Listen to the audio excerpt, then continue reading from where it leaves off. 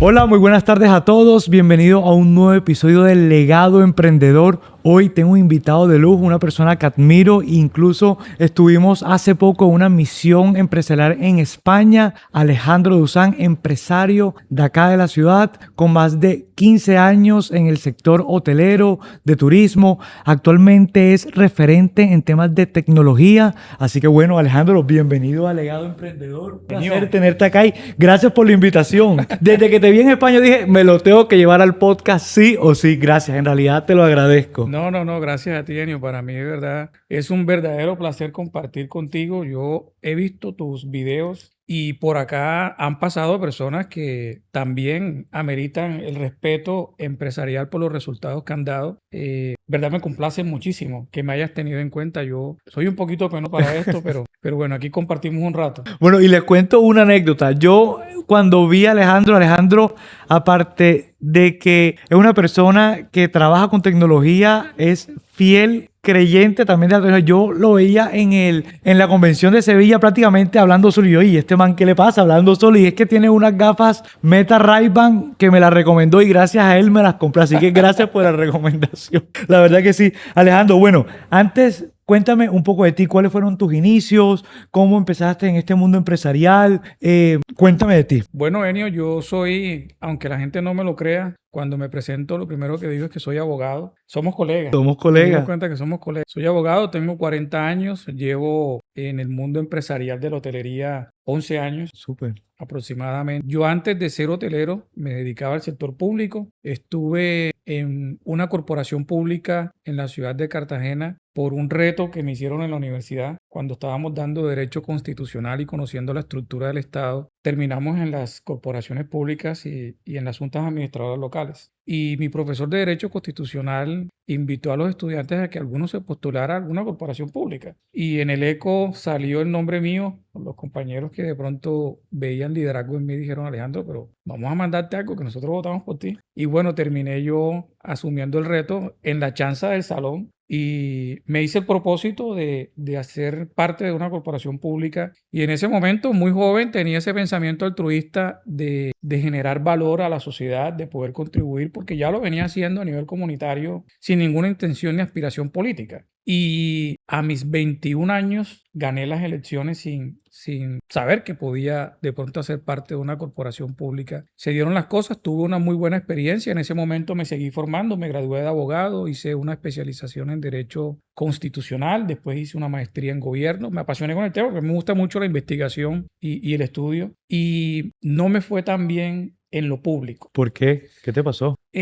Una cosa es la teoría y otra cosa es la práctica de lo público y la política, ¿sí? Y creo que me di cuenta al final de ese periodo que era incompatible por lo menos con lo que era elección popular por la manera como se daban las cosas y cómo se dan las cosas actualmente en nuestra realidad. Sin embargo, la vocación del servicio la mantuve. En ese momento, terminado mi periodo, decidí no aspirar más a corporación pública y aspiré a ser personero distrital.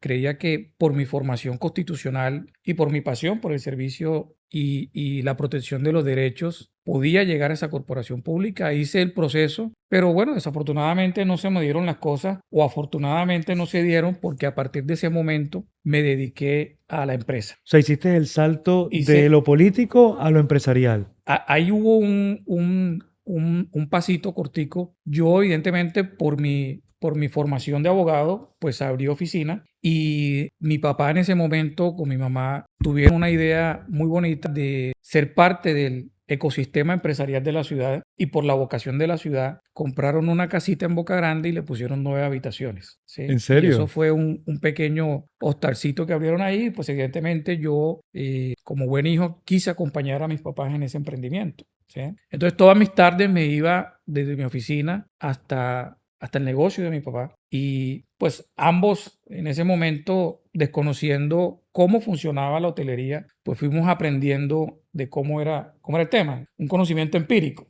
Y me fue gustando el tema de la hotelería. Te estoy hablando que eso fue precisamente hace 11 años, cuando en ese momento nosotros arrancamos, no existía todo el andamiaje que hay ahora para hacer una reserva, donde la digitalización juega un papel importante actualmente en la industria, en ese momento era el comisionista que llegaba y tú le dabas una comisión o el arreglo que tuvieras con el taxista o con la agencia de viaje que te mandara pasajeros. Entonces me empezó a apasionar el tema, fui aprendiendo el tema y empecé a hacer un pivote en mi formación académica y empecé a hacer una especialización en gerencia empresarial, que después hice el MBA. El marketing digital hace 11 años no era lo que conocemos hoy. Existía el Facebook, pero el Facebook en ese momento era el espacio de recocha para tú ver a la persona que nunca te habías encontrado. Claro. No era nada comercial. Todavía no tenía ese Esa fin fuerza. comercial, sí, ese fin comercial que tienen hoy las redes sociales. Era un tema literalmente para ser amigos. Y todo eso me llevó a formar y creo que Dios me puso en el camino las personas que me enseñaron cómo funcionaba lo que actualmente hoy conozco. Y decidí tener el emprendimiento de un hotel distinto en otra zona y bueno, ahí se fueron dando las cosas. Pero cuéntame un poquitico de ese hotel de una forma distinta. O sea, ¿cuál fue ese valor diferenciador que tuviste? Voy a hacer algo diferente. Pues lo primero que pasó, Enio, fue primero entender cómo funcionaba, ¿sí? Yo desconocía cómo funcionaba un hotel y empecé a conocer cómo funcionaba el hotel. Y creo que todo el empresario independiente lo que hace inicialmente cuando tiene un emprendimiento hotelero es copiar lo que hacen las cadenas. O sea, las cadenas son el referente Claro. del hotelero. Y creo que pasa en otras industrias. Quien monta un negocio de comida rápida, pues tendrá un referente, un McDonald's o cualquiera de estas franquicias como una meta a alcanzar. Lo mismo me pasó a mí. Yo empecé a analizar cómo funcionaba la industria hotelera y eso fue el referente para yo llegar. Sin embargo, en ese momento, y respondiendo a tu pregunta, a mí no me gustaban mucho de las cosas que yo veía. ¿Sí? A mí me parecía que los procesos eran complejos, eran demorados, eran rudimentarios. Entonces, sí quise hacer las cosas distintas. Y lo que me llevó a pensar eso fue que lo primero que hace una persona cuando no tiene experiencia es buscar a alguien que tenga experiencia para que te oriente. Pero yo veía las cosas distintas. Yo veía la digitalización como una opción para poder cambiar el status quo de la operación hotelera y eso me empezó a motivar a hacer las cosas distintas. Excelente, buenísimo. ¿Quién fue ese referente tuyo para tú buscar y romper ese status quo? Yo creo que el referente que tuve para romper ese status quo, no sé, me cuesta decirlo, pero creo que ese sentimiento de hacer las cosas distintas fue lo que me motivó. Claro. Y de cuestionarme por qué las cosas tienen que ser como actualmente funcionan. Y en realidad en la hotelería hay muchos paradigmas. Te pongo un ejemplo. Es un ejemplo que me encanta poner. Todos los que van a un hotel y seguramente todas las personas que van a ver tu entrevista se lo van a preguntar. ¿Por qué cuando tú llegas a un hotel, tu automático es ir a un lugar que hemos denominado la recepción o el front desk y esperar que una persona te pida tu identificación, tú te identifiques, esa persona te va a dar una llave, tú vas a ir a un espacio y ese espacio es el que estás pagando? Ese procedimiento de llegar a la recepción es un paradigma. ¿Y por qué funciona así? ¿Por qué tiene que funcionar así? No puede ser diferente. Eso fue lo que me llevó a cuestionarme por qué tiene que ser así. Buenísimo. Y desde que funciona la hotelería siempre ha sido así. Y claro, las sociedades van cambiando y las personas quieren cosas distintas. Y por eso el concepto de alojamiento no de hotel ha mutado a otro tipo de alojamientos. Sea rentas cortas con apartamentos, sea glamping, sea lo que tú quieras. El hospedaje, la manera de quedarse en un espacio distinto al que tu casa ha cambiado precisamente porque la hotelería se ha congelado en el tiempo. Y eso es solo un ejemplo de todos los procesos que en el back office de la hotelería siguen exactamente igual. Alejandro, tú vienes del tema político, abogado. ¿En qué momento te diste cuenta de que el tema de hotelería era lo tuyo? O sea, ¿en qué momento o tú todavía sigues soñando con ser concejal o alcalde o presidente de un cargo público? No, yo creo que lo que me mueve a mí es la vocación del servicio. Voy a hacer una confesión aquí en cámaras. Yo en cierto momento de mi vida quise ser sacerdote. No puede ser. Fui ¿En serio, sacerdote. Alejandro? No Sí, puede sí, ser. estuve muy vinculado a la iglesia y a los sacramentos. Y bueno, creo que mi papá me dijo, no, yo no quiero tener un hijo sacerdote. Me dijo, ¿por qué no miras otra cosa? ¿Que el salesiano viene ese amor No, por...? yo iba todos los días a la iglesia, fui monaguillo, hice parte de Infancia Misionera, toda la liturgia me la sabía perfectamente, ¿sí? Y bueno, no se dieron las cosas, creo que por algo no fue. Claro. Después tuve unos amigos que son militares Y entonces después dije, pero ¿y si yo soy militar? Sí, y bueno, tampoco se dieron las cosas. Y finalmente estudié Derecho. Entonces creo que hay algo en común y es la vocación del servicio. Y Claro. terminé en el sector público. Y sinceramente yo en ese momento quería hacer las cosas distintas, pero me encontré con un sistema que no es tan fácil de hacer lo que tú quieres como en la empresa privada sí lo puedes hacer. Entonces, más allá de llegar a un consejo o una asamblea o cualquier cargo público, creo que lo que más me mueve es hacer las cosas bien, de poder transformar espacios, personas, sociedades. Y en la hotelería lo he encontrado. Tú tienes un grupo de personas que trabajan contigo, que de una u otra forma el trabajo también puede mejorar su calidad de vida y le está generando felicidad a las personas que van a tus hoteles, les está generando experiencias. Y eso evidentemente para mí es satisfactorio. Alejandro, tú que has visto ahorita mismo la hotelería desde adentro, ¿cuáles son esos valores o esa promesa de marca o valores diferenciales para hacer las cosas diferentes? O sea, ¿cuál es esa primicia que parte de que, hey, ya este es el statu quo, lo quiero romper, pero ¿dónde marca esa diferencia para tú poder llegar a la cantidad de habitaciones que tienes ahorita mismo o de pronto los desarrolladores? ¿Cómo lo has manejado? Tú en todo el ejercicio que has hecho, Enio, que es definitivamente extraordinario y fue una de las cosas que me motivó a ser parte de esta entrevista, es poder hacer llegar ese mensaje a muchos emprendedores de cómo deben hacer las cosas para que no sea frustrante el proceso de ser emprendedor. Yo creo que no hay nada escrito ni hay verdades absolutas y cada caso es diferente y tiene sus particularidades. En mi caso particular fue simplemente la pasión por lo que yo encontré en la hotelería, lo que me ha permitido acelerar de esas 9 habitaciones que inicialmente mis papás pudieron construir, a tener hoy en día casi 1000 habitaciones. Dios permita, 31 de diciembre, cerramos con 1000 habitaciones el 2025. Felicitaciones. Gracias. La verdad, muy teso. Sí, Está han muy, muy sido, teso. Es que cuando tú me dijiste eso en el país, dije, no, joda, qué bárbaro, ¿sí me entiendes? sí, Muy sí, sí. teso. Porque es, hey, rompiste la curva del modelo de negocio. O sea, a través de la innovación hiciste y llegar a 1000 habitaciones es bastante. O sea, es una cosa de admirar, la verdad que sí, súper chévere. Sí, ha sido un trabajo interesante. Con respecto a eso, ¿qué es lo que tú estando desde adentro la gente no ve y que marca como un punto de quiebre para el negocio, por ejemplo, de los hoteles? Te voy a poner un ejemplo.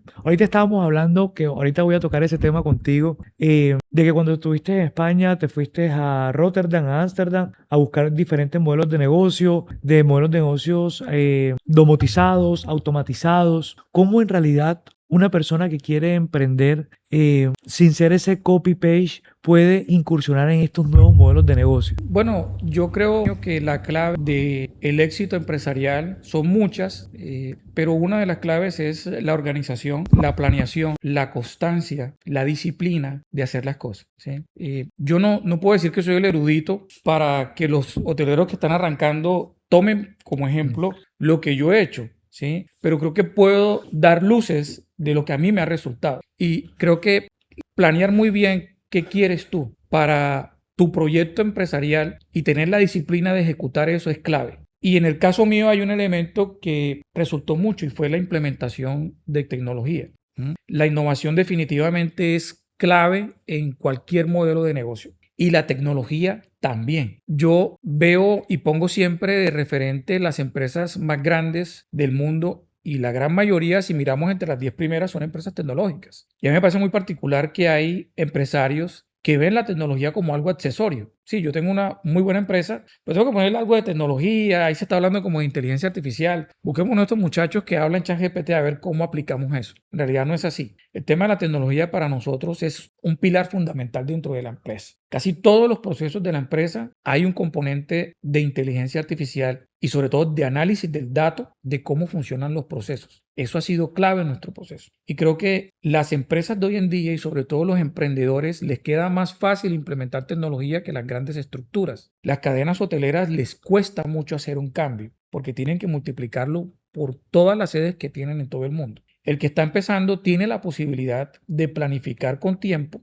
y de conocer cómo va a implementar inteligencia artificial, análisis de datos, big data y bueno, todo esto que se habla en su modelo de negocio. Además de eso, Enio, hace 20 años una empresa llegar a la televisión o pautar en un periódico era imposible, solo lo podían hacer los grandes. Hoy la tecnología tú la tienes en tu bolsillo, tienes el acceso a todo, entonces toca saberlo utilizar e implementarlo en los procesos. Y ya la tecnología va más allá de tú hacer una consulta o redactar una carta o redactar un guión en ChatGPT. Creo que estamos en un momento empresarial clave para acelerar rápido las empresas, para cumplir el fin empresarial de la mejor manera y para facilitar la manera de hacer empresa. Alejandro, cuéntame un poco de tu experiencia en este tema de implementación de inteligencia artificial. Yo me habías comentado en su momento que tú tenías una cantidad de personas para un equipo y gracias a la automatización de ciertas funciones pudiste hacer como una movilidad empresarial o una movilidad de, bueno, listo,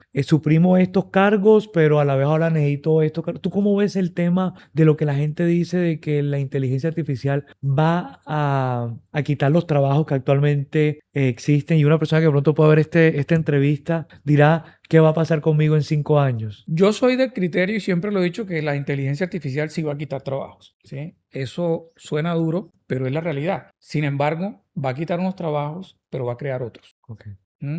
Es un tema que genera mucho pánico, ¿sí? Mucha controversia. Y a mí me gusta hablar de eso porque yo he visto los resultados de cómo hemos reemplazado personas en la empresa y el proceso no ha sido fácil. Eso hemos tenido llantos, lágrimas en la oficina cada vez que hacemos un lanzamiento de algún procedimiento en la empresa. La experiencia nuestra ha sido muy particular porque uno tiene que enfrentarse a los miedos de las personas y los miedos tienen un fundamento. Hollywood se ha encargado de crear esos miedos. Tú por lo menos ves en todas las películas que ha dado Hollywood principalmente temor. Y empecemos con por lo menos Terminator. Tú ves Terminator y tú dices, bueno, aquí va a llegar una inteligencia artificial que va a manejar los misiles del mundo y nos va a matar todos. ¿Sí?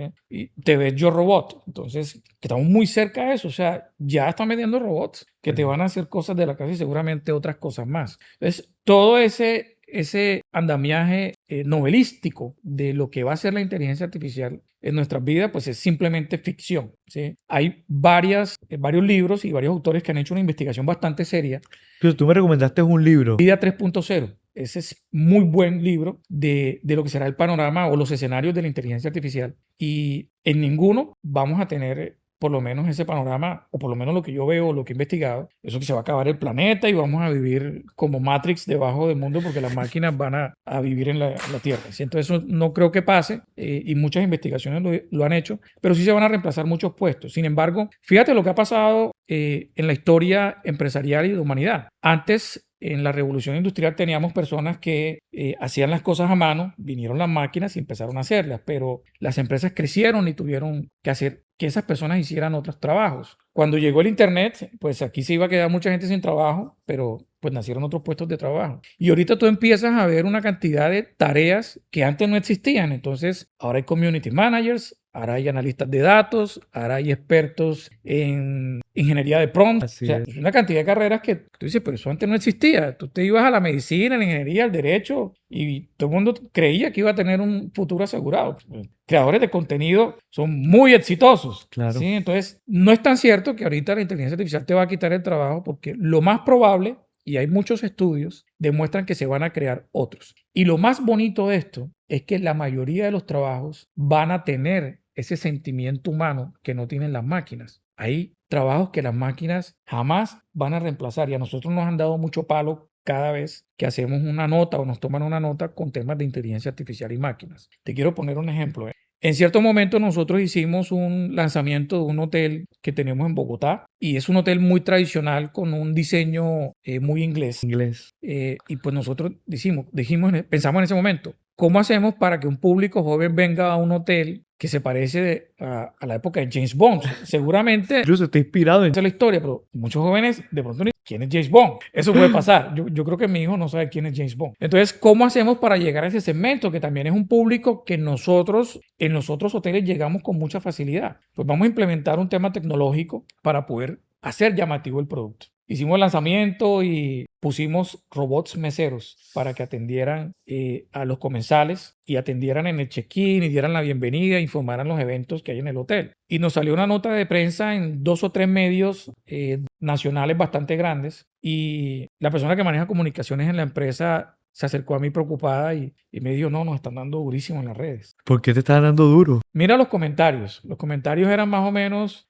no vayan a ese hotel porque allá no están contratando el personal y entonces no están dando oportunidades laborales. No es. Y bueno, en fin, la gran mayoría de los comentarios era eso. Entonces ahí empezamos a ver la resistencia que hay al cambio, a la implementación de tecnología y sobre todo de inteligencia artificial en los procesos. Y lo que creímos que iba a ser positivo terminó siendo negativo en ese momento. Y entonces ahí aproveché yo, y cuando me preguntaban del por qué como empleador no estaba vinculando personas a la empresa, sino que estaba vinculando robots para reemplazar esos puestos de trabajo, pues para mí fue muy fácil dar respuesta, porque lo que queríamos en ese momento, y tú que estás en la industria de la restauración, era evitar que el mesero transportara alimentos desde la cocina hasta la mesa Y se enfocara 100% en el y servicio. se enfocara 100% en la persona, en el Súper. cliente. Pero la experiencia mejora completamente. Total, porque entonces ya pues no vamos a tener los meseros con problemas en la muñeca porque están llevando platos, ni bandejas, ni nada de eso.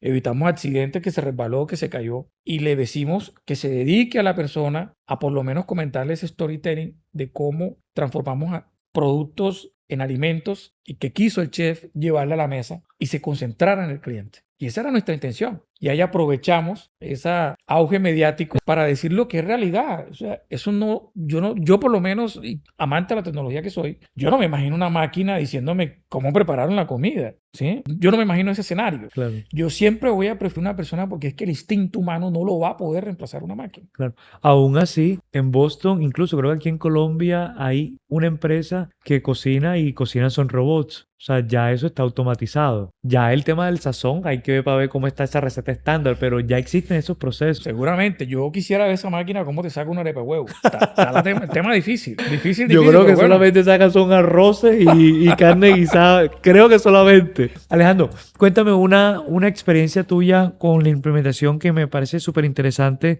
Me estuviste comentando que tú habías hecho un análisis de cuántos correos tenían que responder para materializar una reserva, y que a través de un flujograma o un proceso con inteligencia artificial tú pudiste acortar como esos tiempos, esas curvas. Cuéntame un poco de eso, que me pareció súper interesante. No, todo comienza precisamente en el análisis de cómo funciona la empresa, cómo tú determinas los procesos, y volvemos al tema de la organización. Nosotros empezamos a hacer el workflow de cada uno de los procedimientos de la industria hotelera y nos dimos cuenta que se repiten y se repiten y se repiten muchas tareas. Siempre se repite lo mismo. Entonces, tener 1000 habitaciones no funciona si tú no las llenas. El objetivo es que estén ocupadas, ¿sí? Y el inventario de la hotelería es perecedero. Lo que tú no vendiste hoy, ya mañana no puedes hacer nada con ese inventario. Ya lo dejaste de vender, ya eso no entra a la caja. Entonces, el esfuerzo en ventas tiene que ser muy fuerte para poder tener la ocupación más alta en la mejor tarifa disponible. Entonces, uno de los procesos comerciales que uno hace es llegar a las agencias de viaje y proponerle tu producto o servicio.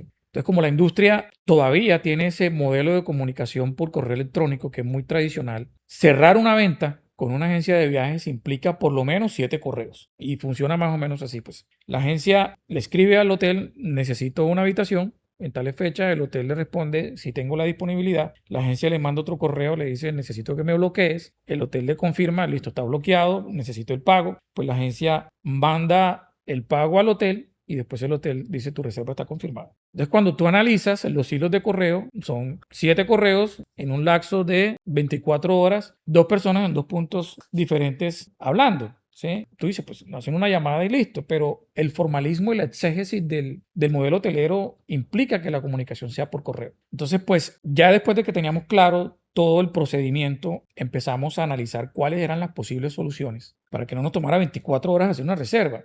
Y analizamos varias cosas. Primero, ¿y qué tal si le habilitamos un portal a la agencia para que ella en tiempo real consulte, bloquee y pague por ahí. Y empezamos a diseñar pensando en la agencia, porque esto no es cliente B2C, esto no es un canal de venta como lo que Tradicional. normalmente lo utilizan las personas, sino un tema más B2B, más corporativo.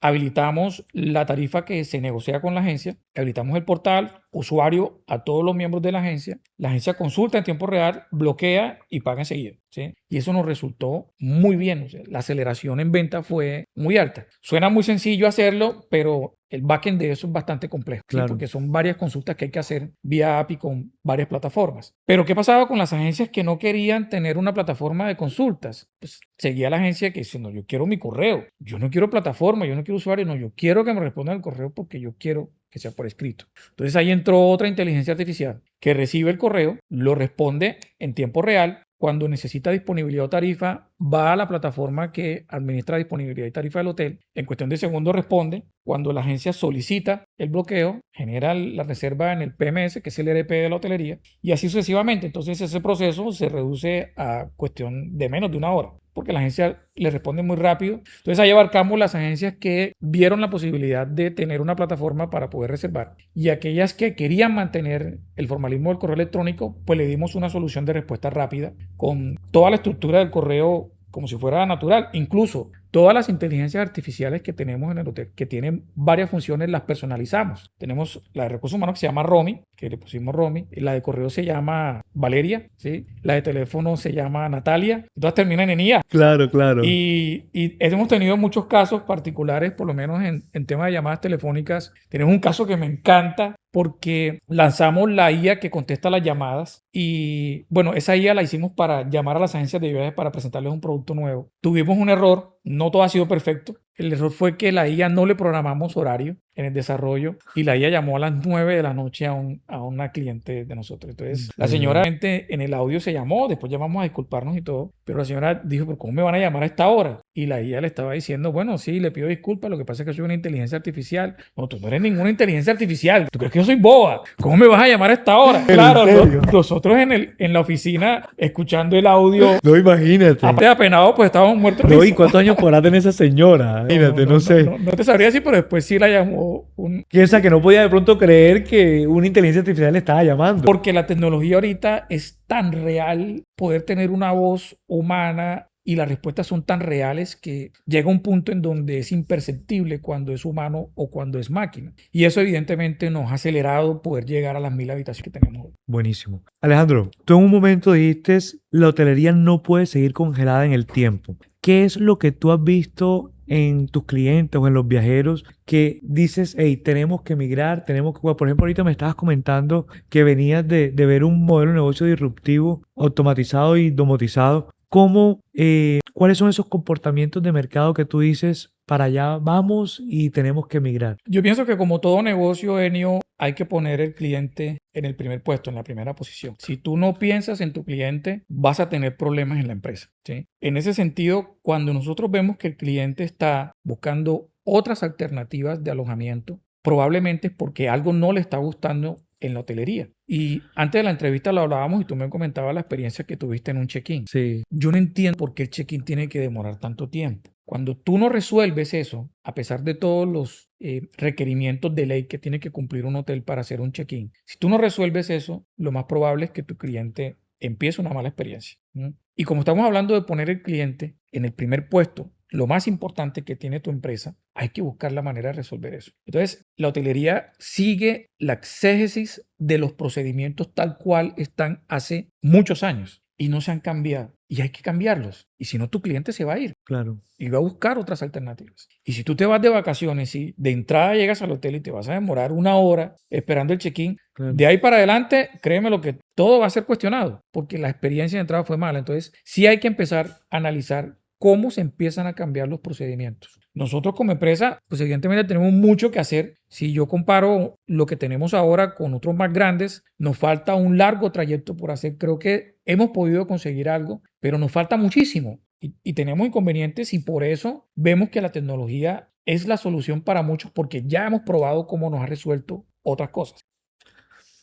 Alejandro, me estabas comentando de que en uno de tus hoteles tenías habitaciones de hasta 65 metros. ¿Cómo es la experiencia de quedarse en una habitación de 5 metros? Bueno, la tuve recientemente, la tuve recientemente. Yo creo que hay una de las cosas que más me gusta a mí, creo que por mi profesión de abogado, a mí me apasiona mucho la investigación. Aspiro el próximo año a arrancar mi doctorado y creo que el empresario ¿En qué te gustaría hacer doctorado? lo voy a hacer en aplicación de la inteligencia artificial en la hotelería. Wow, Sí, súper. ese es el tema que me llama la atención. ¿Y si hay oferta para eso? ¿Si hay alguna universidad que maneje ese? Bueno, hay una en México. El Buenísimo. Tecnológico de Monterrey tiene ya varias maestrías, doctorados en estos temas. Pero igual tú sabes que el tema de doctorado es un tema de investigación. Claro, Cómo tú haces algo nuevo, cómo aportas a la academia y al conocimiento algo desde tu investigación. Y me llama mucho la atención eso, porque pienso que todo empresario, y estos espacios que tú generas es para eso, el empresario tiene que ser investigador. El empresario tiene que mirar hacia dónde está migrando claro. su cliente y cómo va a cambiar o va a hacer un pivote en su modelo de negocio para seguir creciendo como empresa, para seguir siendo rentable y para seguir expandiéndose a nivel empresarial. Entonces, si tú no investigas, si quedas en el confort de que tus números están bien, pues te puedes olvidar de que seguramente pueden estar mejor. Claro. Y todas las economías son dinámicas. Esto no es estático. Hay que empezar a investigar cómo están funcionando las cosas y empezar a migrar. Buenísimo. Alejandro, me dices de que en esa experiencia que tuviste, habían en promedio cuántas habitaciones y cuántas personas lo atendían. Bueno, pues hay otra pregunta bien. Creo que no atiné bien a la respuesta. Mira, estuve en un espacio de 5 metros cuadrados en un hotel en Rotterdam y un hotel en Ámsterdam. Fue una experiencia distinta.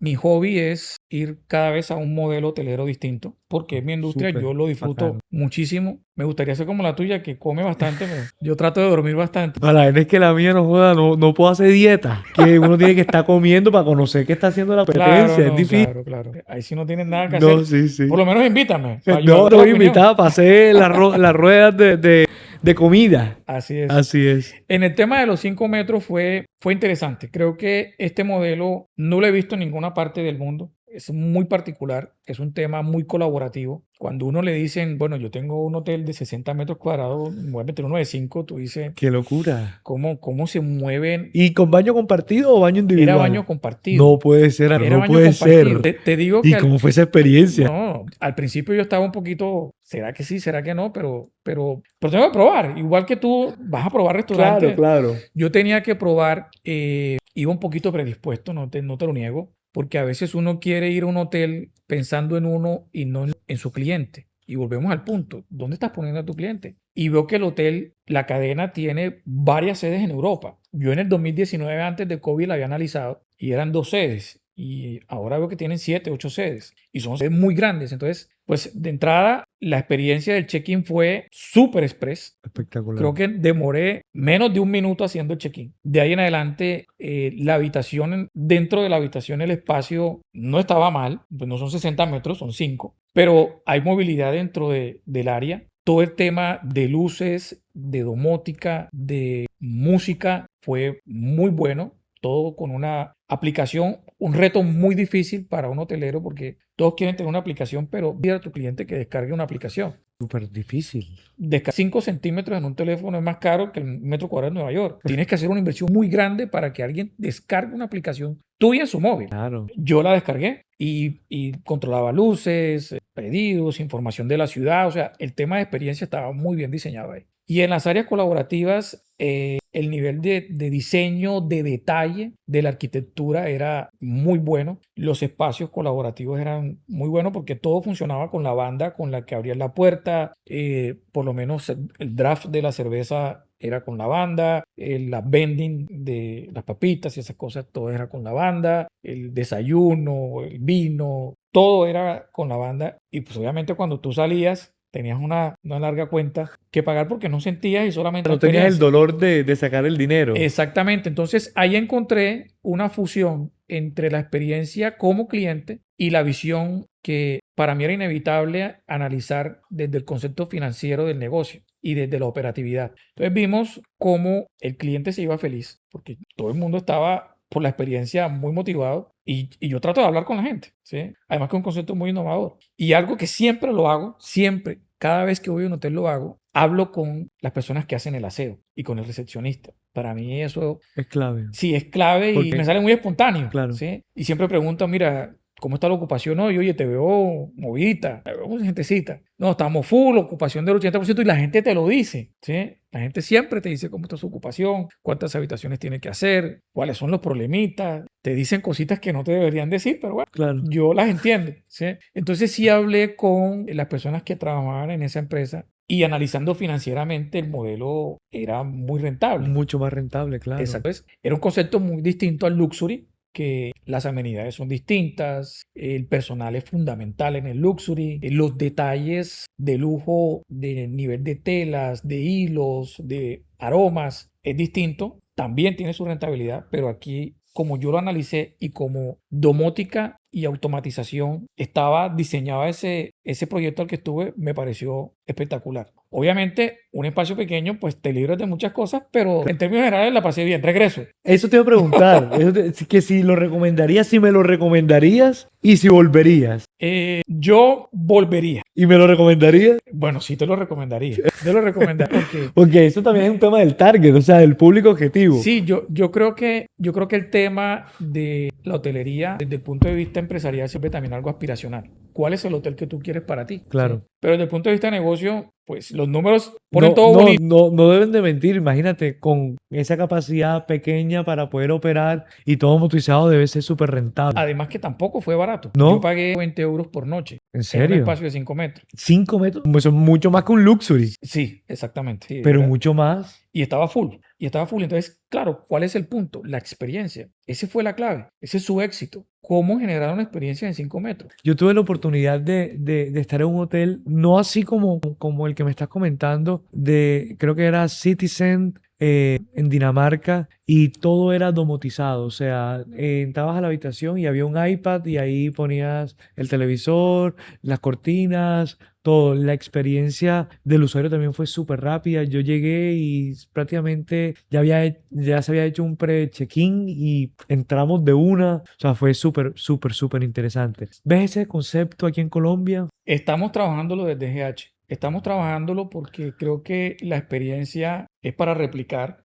Reconozco que lo que han Buenísimo. hecho fue muy bueno. Y no estás buscando accionistas. Claro que sí. Que bueno, hay que hacer rondas de capital. Sí, sí, sí, hay que hacerla porque lo que analicé, la inversión no es pequeña. Claro. No Sobre es. todo por lo que me comentaste, el tema de las válvulas, o sea, si se va a hacer la experiencia completa para que el cliente no sienta el dolor de estar pagando, pues obviamente hay una infraestructura que hay que pagar en temas de tecnología. Además que si no fuera bueno, no tuvieran una ocupación alta ni la gente pagara 120 euros. Claro. Sí, tienen esa tarifa y tienen buena ocupación porque hay algo que está funcionando bien. ¿Sí? Y si lo analizamos desde el punto de vista empresarial, pues a ti finalmente lo que tienes una empresa, no una fundación. Claro. ¿Sí? Entonces, eso tiene que tener unos Y es que a veces uno dividendos. también, uno a veces quiere montar negocios para uno y uno no es o a veces los negocios que uno monta, uno no es el cliente para ese negocio. Exactamente. Y eso va también de la mano en saber bien, hey, la rentabilidad y los números. Porque si tú me preguntas a mí, yo quisiera tener un hotel luxury, pero si lo que está dejando plata es el hotel de 5 metros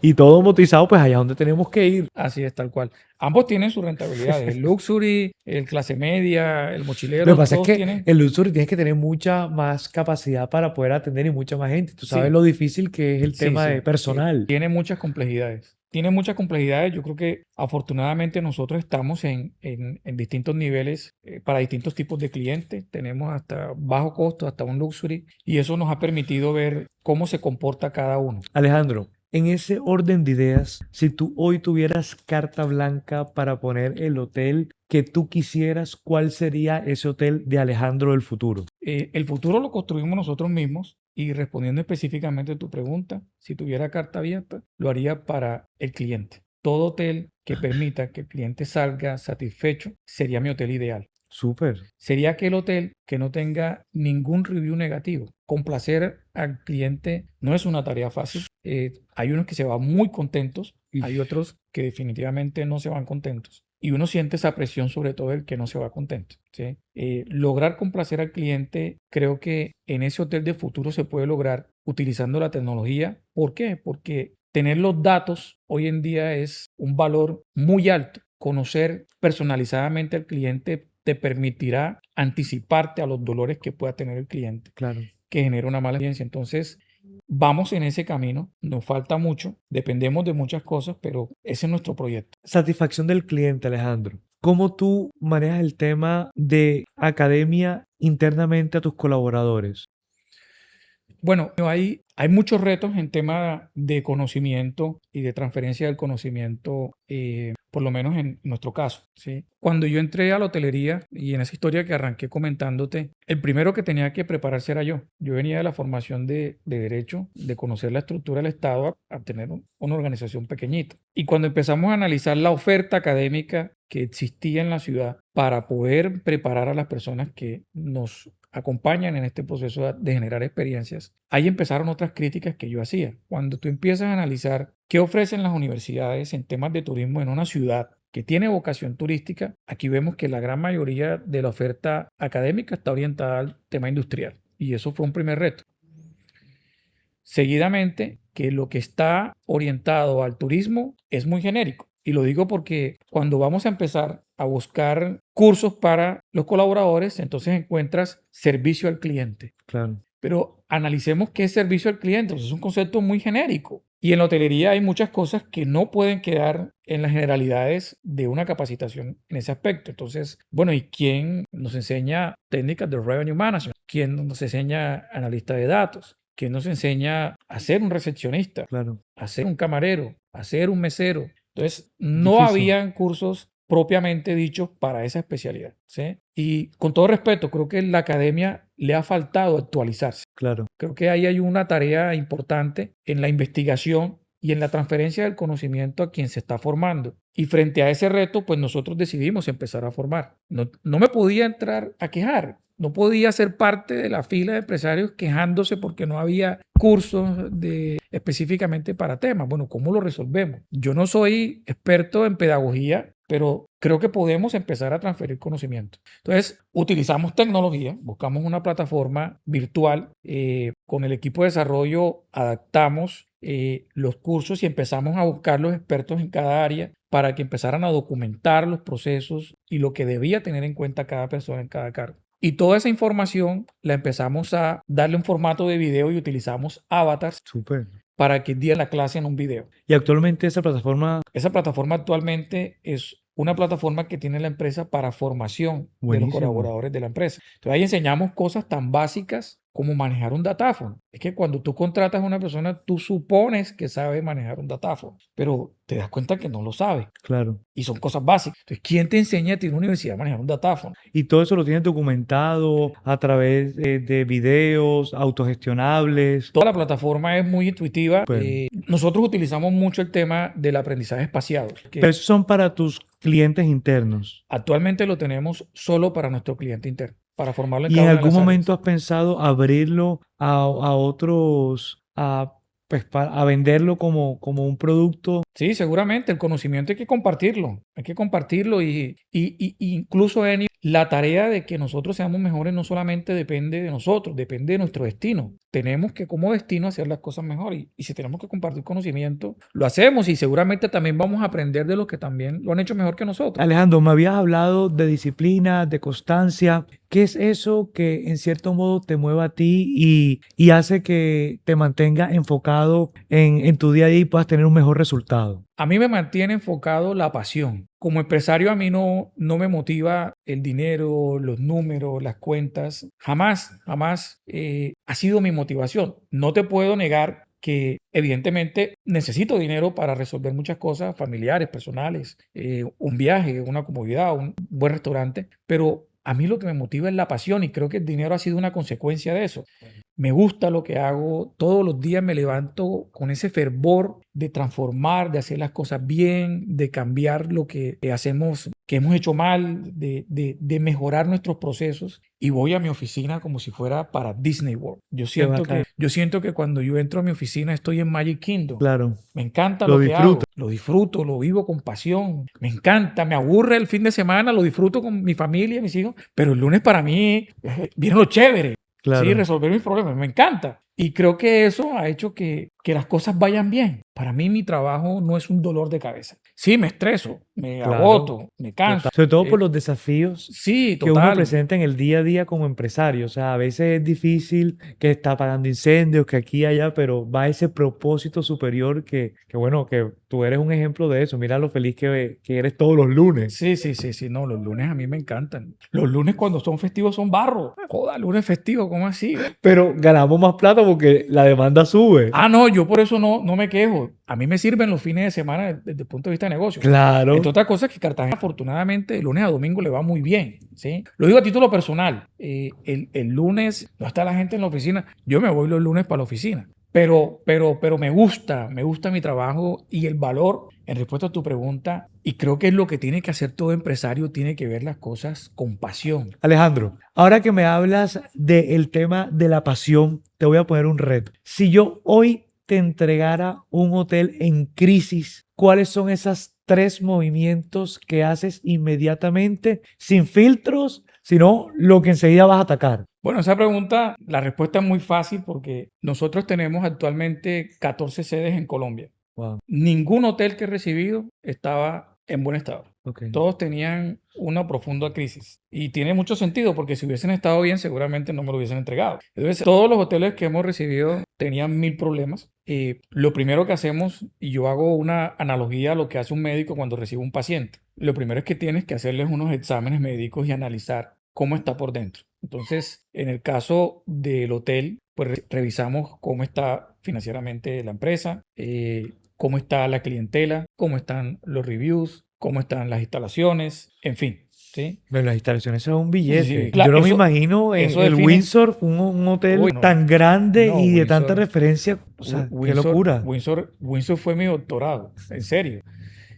Segundo, lo más importante que hay después de analizar la infraestructura, el tema interno del hotel, es el personal, porque es quien atiende a tu cliente. La infraestructura como tal es un cuerpo inanimado. Tú no hablas con las paredes, la silla no te atiende, la cama no te habla. Lo que transmite esa experiencia son las personas. Entonces empezamos a evaluar cómo está el personal que estaba trabajando en el hotel y si encaja o podrá encajar en nuestro modelo de operación. Y tercero, definitivamente es un plan de crecimiento para ese hotel. ¿Cómo vamos a apuntar la estrategia hacia el hotel? ¿Qué cliente vamos a apuntar para que llegue a este hotel? ¿Cuál es la estrategia de mercadeo? ¿Cómo es el procedimiento que se va a establecer en ese modelo de hotel? Entonces, esos son, por decirlo así, en respuesta a tu pregunta, los 3 puntos que nosotros O analizamos. sea, primero, financiero. Vemos la rentabilidad. Segundo, infraestructura, ¿Sí? inversión. Y tercero, cliente, marketing, todo el tema de segmento de mercado y calidad. Exactamente. Excelente. No, porque una persona que pueda ver este podcast y pueda estar pasando una situación difícil, por lo menos ya con este consejo sabe por dónde meterse. No, y es mucho de lo que tú haces en tu ejercicio diario de legado. Hay que acompañar a las empresas y hay que hacerle un diagnóstico. Así es. Tú no puedes mejorar lo que no has medido. Y lo que no se mide con el tiempo se va destruyendo. Se va destruyendo. Entonces sí hay que empezar a analizar cómo está el estado de la empresa. Hay que medir los números y con base a eso hacer una estrategia. Mira, Alejandro, que ahorita mismo tú sabes que, bueno, yo te estoy comentando que yo te estoy asesorando, dando mentorías. Una cosa que me ha sorprendido mucho es que muchas personas ni siquiera saben su punto de equilibrio. O sea, le tienen miedo a sus finanzas, le tienen miedo y tienen un negocio prácticamente por tenerlo y sin paz, sin dinero, sin plata, sin tiempo. Ey, ¿para qué tienen eso? ¿Sí me Yo entiendes? creo que están más apasionados que yo. ¿Cómo? Están más apasionados que yo. Lo que pasa es que su pasión no lo lleva a los números. Después lo vas a enfermar. Claro, total. Pero todo tiene que ir reflejado en número porque si Claro. no, entonces... No. Como claro. yo siempre digo a mi equipo, hey, nadie compra huevo para perder canasto. Así es.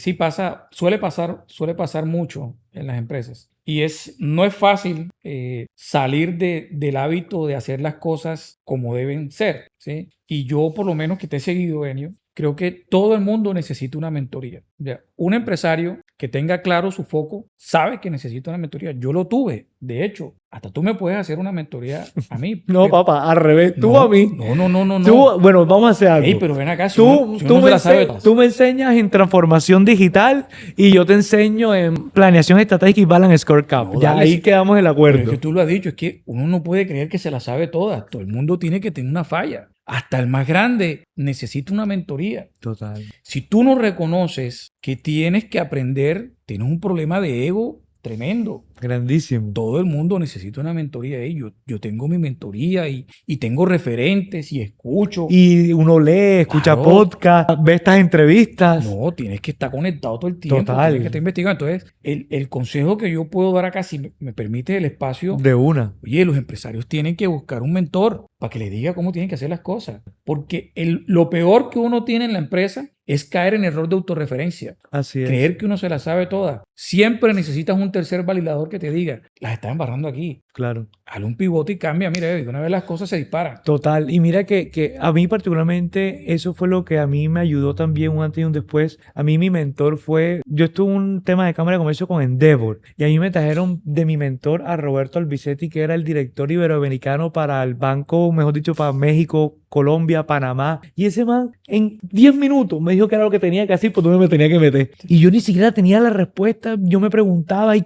ese man, y me hizo escalar, me hizo crecer. Así que es completamente válido ese consejo. Yo también lo pongo en práctica. Cualquier persona que sienta que no tiene la respuesta o que a veces le cuesta buscar un mentor o seguir o escuchar un podcast siquiera o leerse un libro, ya con eso cierra la curva de aprendizaje. Alejandro, si tuvieras la posibilidad de viajar en el tiempo y darle un consejo a Alejandro de hace 20 años, ¿qué consejo le darías? Muchos consejos.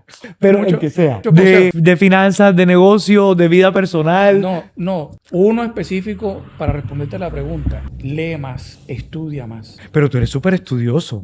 Pude haber estudiado más. Tuve mucho de eso. Incluso hasta tienes un libro y todo. Cuéntanos de ese libro. Bueno, mira, fíjate que pensando en eso te traje el libro. Hombre, muchas gracias. Y te lo quiero obsequiar para que lo tengas acá. Muchas es mi gracias. libro, Grow Hospitality. Acá tengo el libro.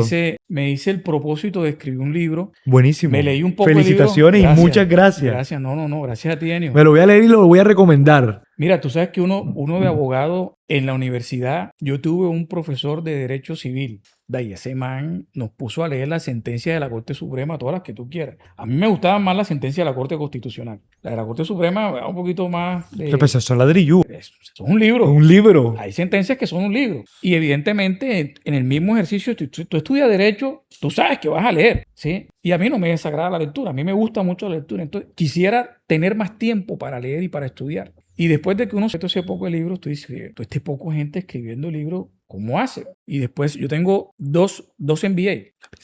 ¿Cómo hago para poder escribir también un libro? ¿Cómo hago para contribuir? Y me di cuenta que hay varias maneras de generar contenido. Tú generas contenido con estos videos espectaculares. Yo quise generar contenido escribiendo un libro. ¿Y cómo te fue esa experiencia? O sea, Eso fue difícil. No es tan fácil escribir un libro. No es tan fácil escribir un libro porque en cierto momento es frustrante, ¿sí? Yo duré aproximadamente 13, 14 meses escribiendo. ¿Pero tuviste alguna asesoría? O sea, Tuve una un asesoría. editor, o sea, ¿cómo Mira, lo manejaste? Lo primero fue la idea de querer escribir un libro. Entonces me leí 3 libros de cómo leer un libro.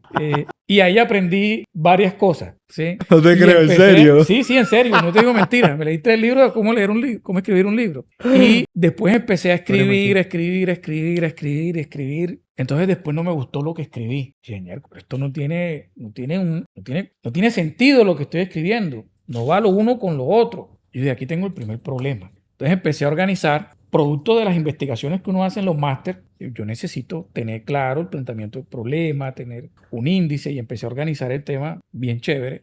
Del tema que escogí, que fue cómo implementar la innovación y cómo la innovación hace crecer la hotelería. Súper. Ese tema me apasiona. Me encanta. Empecé a escribir tema a tema de cómo la ciencia puede transformar la industria. Yo no quería entrar en los egos y en los resultados que hemos dado, porque no tenía sentido. Iba a ser un libro muy aburridor. Entonces, cómo la ciencia podía empezar a transformar una industria específica. Y cuando ya había escrito tanto, yo dije, bueno, yo no sé cuánto escribí aquí, voy a buscar a una persona que me ayude a organizar esto. No, hombre, y ahí vinieron todos los problemas que tú quieras. ¿Qué? Entonces, tengo un profesor que aprecio mucho, que quiero mucho y que le doy mis agradecimientos en el libro, que el tipo de entrada me desarmó el libro. Y digo, mira, esto está mal, vamos a cambiar esto. Alejandro, tienes un problema con los tiempos verbales fatal. Y yo acordándome de mi clase de castellano. Imagínate. Entonces empezamos a estructurar bien el tema del libro, y cuando ya teníamos claro toda la estructura del libro, ya teníamos tiempos verbales, todo el tema gramatical mucho más estructurado, vino el tema de la diagramación. Yo no sabía cómo era el tema de la diagramación de un libro. Entonces me explicaron que el tema de la diagramación es un tema complejo. Sí. Bueno, listo, pasamos todo el proceso de diagramación. Cuando ya yo tenía el PDF del libro, ay, ¿y ahora cómo hago? Entonces tú tienes que inscribirte en un registro de escritores para que tu libro quede registrado y te tienen que dar un código para que quede eso documentado y empecé a investigar cosas que yo no sabía, pero ya lo había escrito. Entonces todo ese proceso lo hice. Evidentemente, por ser un libro digital, lo subí a la plataforma de libros más grande que existe en Internet. Hoy está en Amazon. Súper. Aprovecho el espacio para la pauta. Claro, total. En Amazon lo pueden conseguir. ¿En dónde más lo pueden conseguir? ¿En Amazon? ¿Está en Amazon? En Amazon ¿Y en está, físico? En Amazon está en 10 idiomas. ¡Wow! Sí, está en 10 idiomas. Buenísimo. No nos ha ido mal. No sé ni cuánto se ha vendido el libro, te lo juro, no he revisado cuánto van las ventas porque me hizo un propósito de ese recaudo destinarlo a la formación de otras personas. Qué bonito. Sí, eso creo que la vida me ha favorecido mucho, Dios me ha dado muchas bendiciones, no necesito más para lo que tengo, soy feliz con lo que tengo y creo que aquí lo que me hace falta es generar conocimiento y que otras personas puedan crecer y por eso quise consignar mi visión de lo que tiene que ser la innovación en una industria específica en un libro. Excelente, Alejandro. O sea, tú no te puedes ir sin firmarme el libro, mi vale, así que me lo tienes que firmar de una. No, con todo Vale. el gusto. Eso lo voy a poner aquí en la biblioteca y me lo voy a comenzar a leer inmediatamente. Alejandro, ¿qué viene o qué visión te ves en un futuro cercano? ¿Cómo te ves en un futuro? Bueno, no me he puesto a proyectar cómo me veo.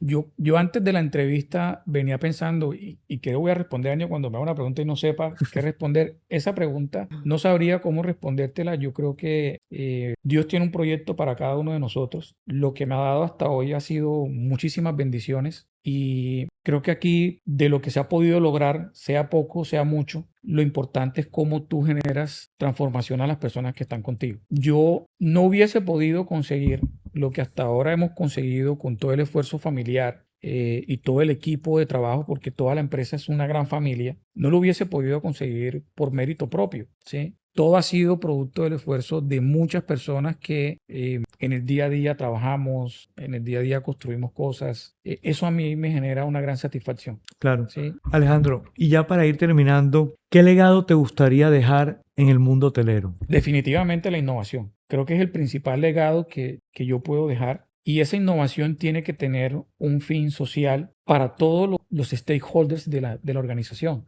porque todos vivimos de lo que hacemos en el día a día. Los proveedores, los colaboradores, los accionistas, la sociedad, todos estamos transformando y definitivamente para bien, porque somos una empresa legal, somos una empresa organizada, somos una empresa estructurada y definitivamente nuestro fin es positivo, es bueno. Peleable. Buenísimo. Alejandro, de antemano te quiero dar las gracias por venir a esta entrevista. La verdad, me ha encantado, ha sido enriquecedora. Nos hemos reído, hemos compartido experiencias. Así que muchas gracias y fírmame el libro de una porque eso, mejor dicho, lo voy a tener de recuerdo. No, Benio, gracias. Gracias a ti. Permíteme agradecerte por recibirme aquí en tu casa, por dirigirme a todos los seguidores que tienes en tus redes sociales. Agradecerte muchísimo por lo que estás haciendo, porque de lo que tú haces muchas empresas y muchos empresarios se van a transformar. Así es. Y no hay una sociedad donde tú puedas vivir bien cuando tú eres el único que le va bien. Claro. Aquí, si a todos le va bien, vamos a tener mucha prosperidad. Bacano. Y lo que tú haces es precisamente eso, desde el legado empresarial, hacer que muchos empresarios y muchas familias les vaya bien. Así Y te es. felicito por eso. Hombre, muchas gracias, Alejandro, muchas gracias. Bueno, espero que hayan disfrutado de esta entrevista. Estén muy pendientes al canal. Les recuerdo que todos los martes vamos a tener entrevistas, invitados especiales, legado emprendedor. Así que muchas gracias y nos vemos en la próxima edición.